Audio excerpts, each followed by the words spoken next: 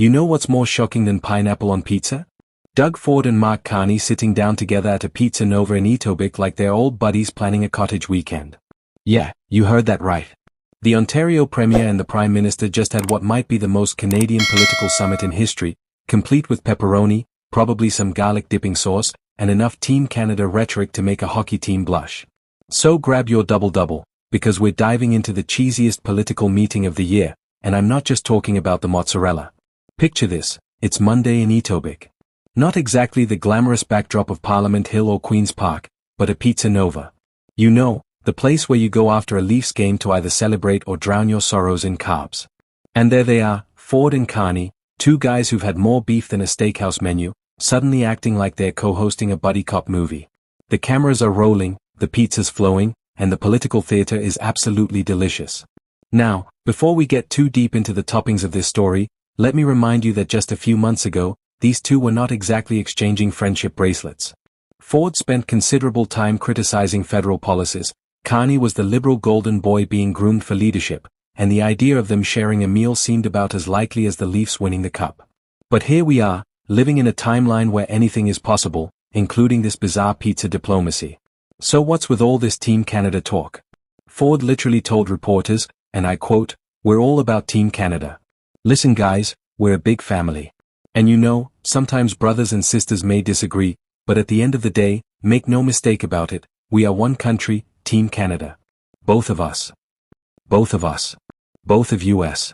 Like he needed to clarify that yes, shockingly, both the Premier of Ontario and the Prime Minister of Canada are indeed on Team Canada. Thanks for clearing that up, Doug. For a second there, I thought maybe one of you was playing for Team Switzerland or something. But let's be real here. This big family metaphor is doing some heavy lifting. Because families don't just disagree over who gets the last slice of pizza. We're talking about fundamental policy differences, jurisdictional battles, and enough political tension to power a small city. But sure, call it a family squabble.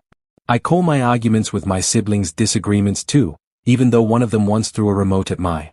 And then there's Carney's response, which is chef's kiss levels of political smoothness. He says, all about Team Canada, all aligned. I found it twice as productive as the Premier. Twice as productive as the Premier. Now, is that a compliment or a subtle dig? Because it sounds like he's saying, yeah, we're on the same page, but also, I'm operating at double your efficiency. That's the kind of polite Canadian shade that makes you do a double take. It's like when your mom says, that's an interesting choice, and you know you messed up. But here's the thing about Carney. The guy is smooth. His Bank of England smooth. Bank of Canada smooth. The kind of smooth that makes you think he could negotiate world peace over a medium pepperoni and some wings. And he needs to be, because he's walking into the Prime Minister's office with more baggage than a transcontinental flight. He's got to make nice with premiers, especially Ford, because Ontario isn't just any province. It's THE province when it comes to federal-provincial relations, economic clout, and political capital. Now, you might be thinking, okay, they ate pizza, they said nice things about Canada, big deal. What did they actually discuss? Well, according to reports, they spent nearly an hour talking about some pretty substantial stuff. We're talking Ontario's auto sector, critical minerals, the Ring of Fire, and energy development. You know, light lunch conversation. Nothing says casual dining like discussing multi-billion-dollar mining projects and the future of electric vehicle manufacturing. Let's break this down because this is where it gets juicy, and I don't mean the pizza sauce. First up, the auto sector. Ontario's auto industry is basically holding its breath right now. We've got threats of American tariffs, the shift to electric vehicles, and the constant worry that manufacturing jobs are going to pack up and head south faster than snowbirds in November. Ford has been pushing hard for federal support, investments, and policies that keep Ontario competitive. And is not wrong to do so. Thousands of jobs depend on keeping those assembly lines running. Carney knows this. He's an economist. He's seen industries collapse and economies shift. He understands that if Ontario's auto sector tanks, it's not just an Ontario problem, it's a national crisis. So sitting down with Ford to align on strategy? That's not just good politics, that's necessary politics. It's also smart optics because nothing says we're working together like publicly breaking bread, or in this case, breaking crust. Then there's the critical minerals conversation and the Ring of Fire.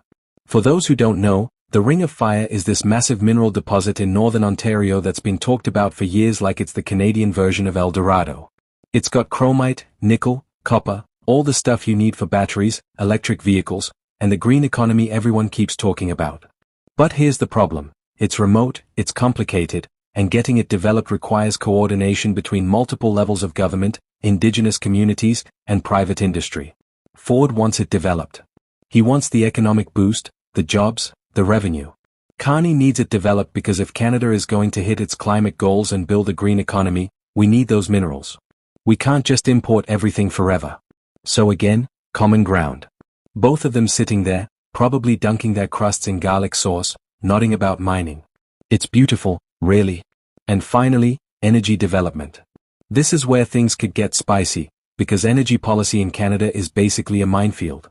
You've got oil and gas, you've got renewables, you've got provinces with different priorities, and you've got a federal government trying to navigate all of it without making everyone angry, which is impossible. Ford has been pushing for more natural gas, more nuclear, more reliable baseload power to support Ontario's growing energy needs. Carney, meanwhile, is trying to balance economic growth with climate commitments, which is like trying to juggle chainsaws while riding a unicycle. But here they are, apparently aligned. Whether that means they've actually found common ground or they've just agreed to disagree politely over pizza, we'll have to wait and see. Because let's be honest, political alignment in Canada often means we smiled for the cameras and we'll figure out the details later. So why does any of this matter? Why should you care that two politicians had lunch at a pizza joint in Etobicoke? Because this is about more than pizza. This is about optics, strategy, and the shifting dynamics of Canadian politics. Carney is new to the PM role and he needs to build bridges, especially with premiers who have the power to make his life very difficult. Ford, despite his bluster and his fights with Ottawa, knows that he needs federal cooperation to get things done in Ontario. This meeting is a signal. It's a signal to Canadians that maybe, just maybe, our leaders can work together. It's a signal to investors that there's stability and alignment on key economic issues. And it's a signal to other premiers that if Ford can sit down with Carney and play nice, maybe they should too. But let's not get too carried away. This is politics. One pizza meeting doesn't erase years of tension, policy disagreements, and jurisdictional battles. It doesn't mean Ford and Carney are suddenly best friends. It doesn't mean all of Ontario's concerns are magically resolved. It means they had a meeting, they said nice things, and they're trying to project unity. Here's the bigger picture. Canada is facing some serious challenges right now. We've got economic uncertainty, international trade pressures, climate goals that seem increasingly difficult to meet, and a population that's tired of political bickering. People want results. They want to see their leaders working together instead of fighting over every little thing. They want infrastructure, jobs, affordable living, and a government that functions. Ford and Carney know this. They're politicians, but they're not stupid. They understand that the public is watching and that the optics of cooperation matter. So yeah, they went to Pizza Nova. They talked about Team Canada. They discussed real issues. And whether you think it's genuine or performative, it's a step in a direction that frankly, we could use more of. So here's my question for you, do you buy it? Do you think Ford and Carney are genuinely trying to work together, or is this just political theater with a side of garlic bread? Drop your thoughts in the comments below because I genuinely want to know what you think. Are you optimistic about this new era of federal-provincial cooperation, or are you skeptical that anything will actually change? And look, if you made it this far, you're clearly interested in Canadian politics, which means you're exactly the kind of person who should be subscribed to Canadian Insights. We're covering the stories that matter, the moments that make you think, and the political drama that's honestly better than most Netflix shows. So hit that subscribe button, smash the notification bell, and stick around because we post multiple videos every single day breaking down what's happening in this country. Canadian politics might not always make sense, but at least we can talk about it together over metaphorical pizza. I'll see you in the next one. Stay informed, stay engaged, and remember, we're all Team Canada, apparently. Even when we're throwing remotes at each other's heads.